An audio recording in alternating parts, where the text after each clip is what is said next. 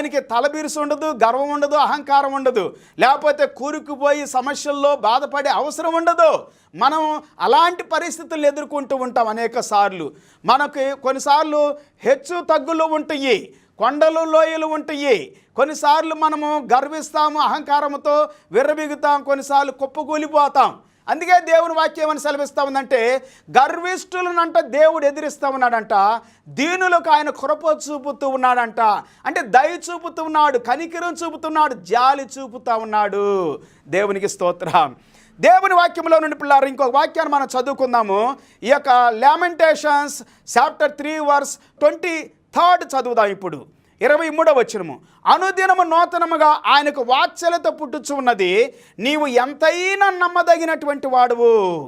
They are new every morning, great is thy faithfulness. నీ యొక్క దయ, నీ